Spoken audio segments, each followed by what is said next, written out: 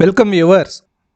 ராபின்வுட்டோட கோட்பாடு பணக்காரர்களிடமிருந்து பணத்தை கொள்ளையடித்து ஏழைகளுக்கு பிரித்து கொடுத்தார்.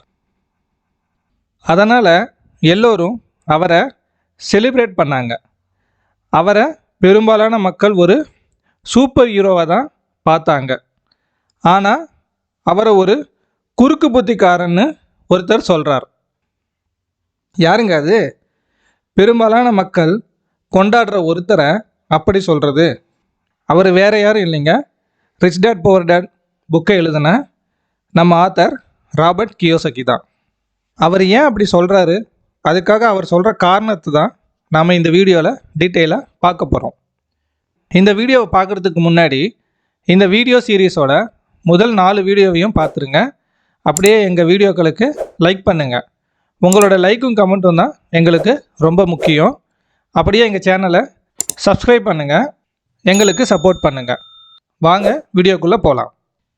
ராபின்வுட்டோட கோட்பாடு பணக்காரர்களிடமிருந்து பெரும் பணத்தை கொள்ளையடித்து ஏழைகளுக்கு பிரித்து கொடுக்கறது தான். இப்போவும் இங்கேயும் நம்மில் பல பேர் இதை தான் சொல்கிறாங்க. பணக்காரங்க தான் அதிகமாக வரி செலுத்தணும், அந்த வரியை புவர் பீப்புளுக்கு பிரித்து கொடுக்கணும்னு. வரிகள் மூலமாக தான் பணத்தை பணக்காரங்க கிட்ட இருந்து எடுத்து ஏழைகளுக்கு கொடுக்க முடியும். காலங்காலமாக மக்கள் வரிகளை செலுத்திக்கிட்டு தான் இருக்காங்க. ஆரம்ப காலங்களில் நிரந்தர வரிகள்னு கிடையாது. போர்க்காலங்களில் செலவுகளுக்காக தற்காலிகமாக வரிகளை விதித்தாங்க. 1874 இங்கிலாந்துலேயும் 1913 அமெரிக்காலையும் வரிகளை நிரந்தரமாக கொண்டு வந்தாங்க. வரிகளை மக்கள் ஏற்றுக்கொள்ள அரசாங்கம் ராபின்வுட்டோட கான்செப்டை தான் பயன்படுத்தினாங்க. வரிகள் பணக்காரங்களுக்கு தான் போடுவதாக மக்களிடம் பிரச்சாரம் பண்ணாங்க. அந்த பணத்தை ஏழைகளுக்கு செலவு பண்ணுவோம்னு சொன்னாங்க. அதனால் பெரும்பாலான மக்கள் வரி சட்டத்துக்கு ஆதரவும் தெரிவித்தாங்க. அரசாங்கமும் வரிகளை சட்டமாக கொண்டு வந்தாங்க. நிரந்தரமாக வரிகள் போட ஆரம்பித்தாங்க. இது நல்ல விஷயம் தானேன்னு நினைக்கலாம். ஆனால் கவர்மெண்ட்டுக்கு டேக்ஸ் மூலமாக நிறைய பணம் வர ஆரம்பித்தது. கல்வி, மருத்துவம், போக்குவரத்து, விவசாயம், மின்சாரம் மற்றும் குடிநீருக்கான செலவுகளும் அதிகமாச்சு. ஸோ கவர்மெண்ட்டோட டேக்ஸ் அங்கரும் அதிகமாச்சு. அதனால் மெல்ல மெல்ல வரிகளை நடுத்தர வர்க்கத்தினர் மீதும் போட ஆரம்பித்தாங்க. இன்றைய நிலையில் பணக்காரர்களை விட நடுத்தர மக்கள் தான் அதிகமாக வரிகளை செலுத்துகிறாங்க. பணக்காரர்கள் பல்வேறு வழிகளை பயன்படுத்தி வரிகளை குறைச்சிக்குவாங்க. ஆனால் மிடில் கிளாஸுக்கு அப்படி இருக்கிற வழிகளை பற்றி புரிதலே இருக்காது. இப்படி வரிச்சட்ட அமலாக்கத்துக்கு யார் ஆதரவு தெரிவித்தாங்களோ அவங்க மீது வரிகள் விழ ஆரம்பித்தது. இதற்கு ராபின்வுட்டோட கோட்பாடு தான் முக்கியமான காரணம். அதனால தான் நம்ம ஆத்தர் அவரை ஒரு குரூக் அப்படின்னு சொல்கிறாரு. பணக்காரர்களோட மிக முக்கியமான சூட்சமும் வணிக நிறுவனங்கள் தான். இதை கொண்டு தான் அவங்க வரிகள் கட்டுறதை குறைக்கிறாங்க. வரிகள்னு வரும்போது ஒரு கம்பெனிக்கும் ஒரு இண்டிவிஜுவலுக்கும் ரொம்ப பெரிய டிஃப்ரென்ஸ் இருக்குது. ஒரு கம்பெனின்னு வரும்போது அதோட கிராஸ் இன்கமில் எல்லா செலவுகளும் போக மீதி உள்ள தொகைக்கு மட்டும் அவங்க வரிகள் கட்டினா போதும். ஆனால் தனிநபரோட வருமானத்தில் முதலிலேயே வரிகளை பிடிச்சிக்குவாங்க. எஞ்சி இருக்கிற தொகையில் தான் மற்ற செலவுகளை செய்யணும். அதனால தான் கம்பெனிகள் குறைவாக வரிகளை கட்ட முடியும். ஆனால் தனிநபர் அதிகமான வரிகளை கட்டியாகணும். வணிக நிறுவனங்களோட செலவுகள் பகுதியில் ட்ராவல் எக்ஸ்பென்சஸில் ஃபியூயல் காஸ்ட், பிக்னிக் போகிறத கூட அவுட் ஸ்டேஷன் மீட்டிங்காக கணக்கு காட்டலாம். ரெஸ்டாரண்ட் எக்ஸ்பெண்டிச்சர், கெட் டுகெதர் எக்ஸ்பெண்டிச்சரை கூட கணக்கு காட்டலாம். உங்களுடைய கடன் தவணைகளையும் எக்ஸ்பென்சஸாக கணக்கு காட்ட முடியும். ஆனால் இந்த செலவுகள் எதையும் தனிநபருடைய டேக்ஸ் கால்குலேஷனில் டிடெக்ஷன் பண்ண முடியாது. ஒரு கம்பெனிங்கிறது ஒரு ஆடிட்டர் ஆஃபீஸில் இருக்கிற சட்ட ரீதியான டாக்குமெண்ட்ஸ் மட்டும்தான். பில்டிங்கோ ப்ரொடக்ஷனோ எதுவும் இல்லைன்னாலும் பரவாயில்லை, லீகலாக ஒரு கம்பெனியை ரிஜிஸ்டர் பண்ணியிருந்தாலே போதும். ஒரு கம்பெனிக்கும் இண்டிவிஜுவலுக்கும் ஒரே மாதிரியான வருமானமும் செலவுகளும் இருந்தாலும் எவ்வளவு டேக்ஸ் கட்டலாம் அப்படிங்கிறத பார்க்கலாம். மொத்த வருமானமாக 20 லட்சத்தை எடுத்துக்கலாம்.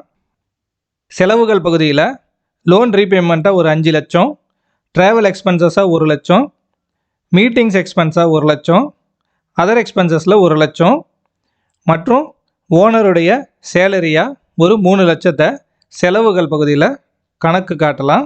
ஸோ மொத்தமாக 11 லட்சத்தை நம்மளுடைய கிராஸ் இன்கத்திலிருந்து கழிக்க முடியும். ஆனால் இந்த செலவுகளை இண்டிவிஜுவலுடைய இன்கம்லேருந்து கழிக்க முடியாது. ஒரு கம்பெனியுடைய நெட்டு டேக்ஸபிள் இன்கம் 9 லட்சம், ஆனால் இண்டிவிஜுவலுக்கு 20 லட்சமும் வரும். இப்போ கம்பெனி 9 லட்சத்துக்கு 2.34 லட்சம் டேக்ஸ் ஆகும். இதுவே இண்டிவிஜுவல் 3.35 லட்சத்தை டேக்ஸ் ஆகும் கட்ட வேண்டி வரும். கம்பெனிகளுக்கு மேலும் பல வழிகள் இருக்குது அவங்களுடைய நெட் டேக்ஸபிள் இன்கம்மை குறைக்கிறதுக்கு. ஆனால் தனிநபர்களுக்கான வாய்ப்புகள் மிகவும் குறைவாக தான் இருக்கும். பொதுவாக பணக்காரங்க பேரில் எதுவுமே இருக்கிறது இல்லை, எல்லாமே கம்பெனி பேரில் தான் இருக்கும். இது இல்லாமல் அவங்க ட்ரஸ்ட்டுகளை உருவாக்கி அங்கே நிறைய பணத்தை டேக்ஸ் கட்டாமல் சேமித்து வைக்கிறாங்க. மேலும் பணக்காரர்கள் கவர்மெண்ட்டை சரி கட்டி சட்டத்தில் ஓட்டைகளையும் உருவாக்க முடியும், புதிய சட்டங்களை ஏற்படுத்தவும் முடியும். இங்கே ஒரு கம்பெனியோட பேலன்ஸ் ஷீட்டையும் ப்ராஃபிட் அண்ட் லாஸையும் இங்கே கொடுத்துருக்கோம். இதில் கம்பெனியில் இருந்து வர கிராஸ் இன்கமில் கம்பெனிக்கான செலவுகளையும் தனிப்பட்ட செலவுகளையும் கணக்கு காட்டலாம். அதன் மூலம் டேக்ஸபிள் இன்கம்மை குறைச்சி காட்ட முடியும், குறைவான டேக்ஸையும் கட்ட முடியும். இங்கே சொத்துக்களில் இருந்து வரும் வருமானத்தை கம்பெனியோட வருமானமாக காட்டலாம். கடன்கள் இருந்தால் அதையும் செலவுகள் பகுதியில் காட்டலாம். நிறுவனரோட கடன்களையும் கம்பெனிகளுடைய செலவுகளாக காட்ட முடியும். இதனால் நெட் டேக்ஸபிள் இன்கம்ங்கிறது ரொம்ப குறைவாக காட்ட முடியும், வரிகளும் குறைவாக கட்டலாம். ரிச் பீப்புள் டேக்ஸ் கட்டாமல் இருக்க தேவையான வழிகளை ஆராய்ந்துக்கிட்டே தான் இருப்பாங்க. ஆனால் மிடில் கிளாஸ் பீப்புள் அரசாங்கம் டேக்ஸ் மூலமாக நம்மளுடைய வருமானத்தை உறிஞ்சிறதுக்கு அனுமதிச்சிருவாங்க. அதனால தான் மிடில் கிளாஸ் பீப்புள் கவர்மெண்ட்டோட டேக்ஸ் ட்ராப்புக்குள்ளே மாட்டிக்கிறாங்க. இந்த பொருளாதார அறிவு தான் பணக்காரர்களை நம்மக்கிட்ட இருந்து பிரித்து காட்டுது. ஸோ பொருளாதார அறிவை பற்றி நமக்கு யாருமே சொல்லிக் கொடுக்கறது இல்லை, ஸ்கூல் காலேஜ்லேயும் சொல்லிக் கொடுக்கறது இல்லை. ரிச் பீப்புளோட இந்த அறிவை நீங்கள் பெறணும்னு நினச்சிங்கன்னா இப்போ சொல்கிற 4 விஷயங்களை தெளிவாக புரிஞ்சுக்கங்க. ஃபஸ்ட்டு கால்குலேஷன், அதாவது கணக்கியல். எல்லாத்தையும் கால்குலேட் பண்ணிக்கிட்டே தான் இருக்கணும். வரவு, செலவு, வட்டி, டிவிடெண்ட், கம்பெனியோட business figures, balance sheet, profit and loss எல்லாத்தையும் துல்லியமாக கணக்கீடு செய்ய தெரிஞ்சிருக்கணும். இரண்டாவது இன்வெஸ்ட்மெண்ட், அதாவது முதலீடு. முதலீடு என்பது பணத்தை உருவாக்குகின்ற பணம். ஸோ முதலீடுகளை படிப்படியாக சேர்க்கணும். மூணாவது அண்டர்ஸ்டாண்டிங் த மார்க்கெட், சந்தை நிலவரம்.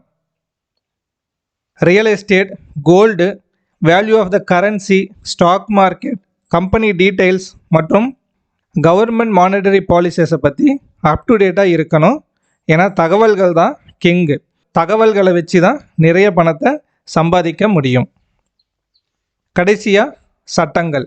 சட்ட நடவடிக்கையிலிருந்து கிடைக்கும் பாதுகாப்பையும் நன்றாக புரிந்து கொள்ள வேண்டும். ஸோ இதன் மூலமாக பணக்காரர்கள் எப்படி வணிக நிறுவனங்களை ஏற்படுத்தி அவர்களுக்கான வரிகளை குறைச்சி கட்டுறாங்கன்னு நாம் தெரிஞ்சுக்கிட்டோம். இதோட இந்த வீடியோவை முடிச்சுக்கலாம்.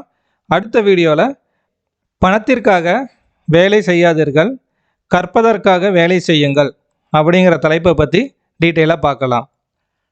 இந்த வீடியோ பிடிச்சிருந்தா மறக்காமல் லைக் பண்ணுங்கள், கமெண்ட் பண்ணுங்கள், எங்களோட சேனலை சப்ஸ்கிரைப் பண்ணுங்கள், உங்கள் ஃப்ரெண்ட்ஸ் அண்ட் ரிலேட்டிவ்க்கு ஷேர் பண்ணுங்கள். நன்றி, வணக்கம்.